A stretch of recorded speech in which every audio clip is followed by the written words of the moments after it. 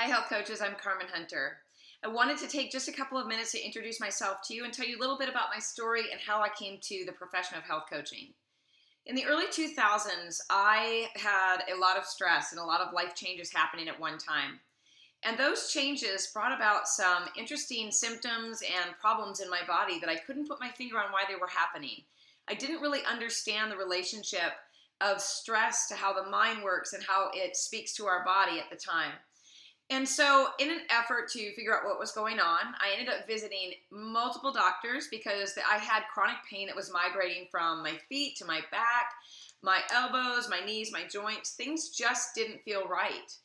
Unfortunately, even though I had access to some of the best doctors in the country living in Atlanta, I still never found anyone that could say, "This is the cause of your problem. Right here, here's your answer."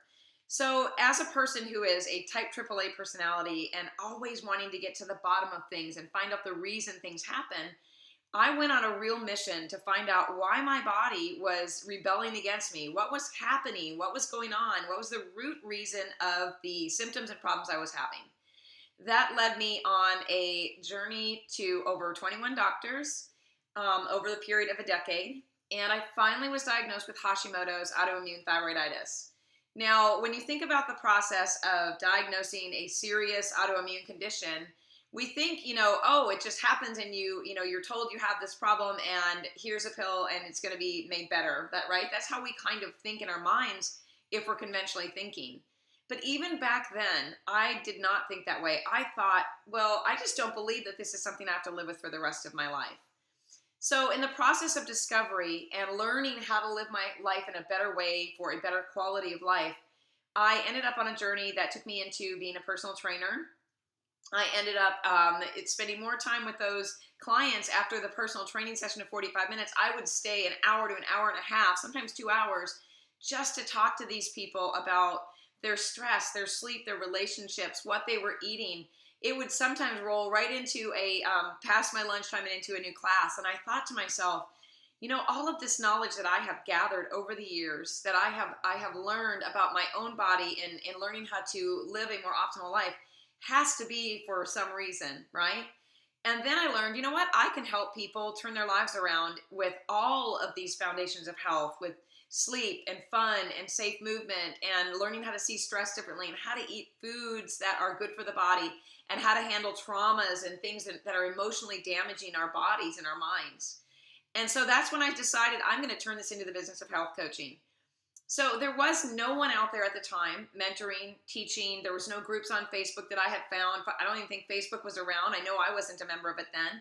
And so I learned how to do this business by just sheer trial and error. I learned through tons of mistakes that were very costly, through tons of mistakes that took a lot of time, that were not very efficient. And I learned how to create a business that actually stop the process of inconsistency and inefficiency, because the more I spread the word about what I did and who I was and how badly I wanted to help people, the busier and busier I got. So an inefficient practice just wasn't making sense for me anymore.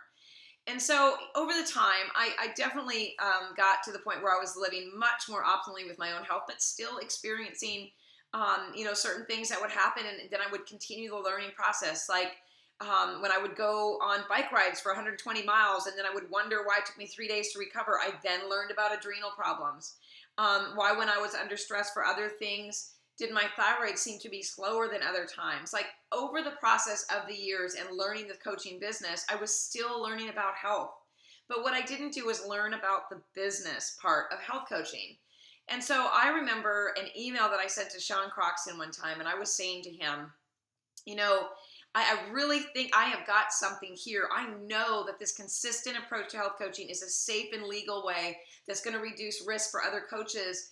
And I would love to know how to get to the point where I can spread the word.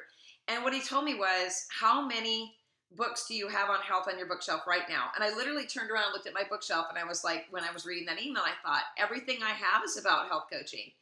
And then I read the next sentence and it said, how many books on business do you have? None. I had none. And so I took that email as a sign that it was time to stop learning so much about health and disease, chronic conditions and problems, and start turning my mind into a business thinker, an entrepreneur. And that was when my business really started to take off. So I encourage you as health coaches, new health coaches, thinking about being a health coach, a seasoned health coach, that if you're continually out there chasing these chronic condition courses or trying to learn more and more and more and more about disease, I encourage you to sit back for a moment and think, do I know enough right now to help people? And if I do, why am I not successful? What am I missing from my business? Maybe you're going to be like me and realize that you are either living in fear of lack, of not having enough money. You are living in fear of moving into that business side of thinking because it's not familiar to you. Whatever it may be, whatever your reason is, I encourage you to sit back and think, how can I grow my business and start thinking like an entrepreneur and a business person? Because you already know enough about health. I can almost guarantee that if you've walked your own health journey, or you are just deeply passionate, or you have an education or certification in nutrition, health, all of those things, you're ready to start helping people. So, through the trials and errors and mistakes that I made that wasted time, that I spent countless amounts of money on, I'm encouraging you to not make those same mistakes I made and start building that business that you dream of. Be that entrepreneur that is out there making differences in the world, but start focusing on the business side of things. Start having that deep faith in yourself and what you already know and what you're able to share with the world. Get ready to do it, because the only thing holding you back in this business is yourself. It truly, truly is. That is what I found for myself. And once I moved past that lack of confidence and that fear, and I started focusing on and stepping into the things that were making me a little bit nervous and building my business in a new and exciting way, is when I really started to see success for myself.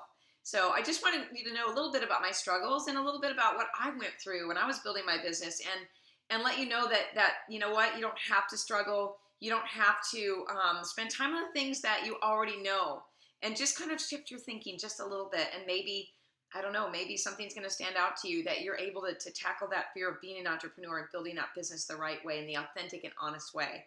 So I hope this has been helpful to know a little bit about me and how I came to this business.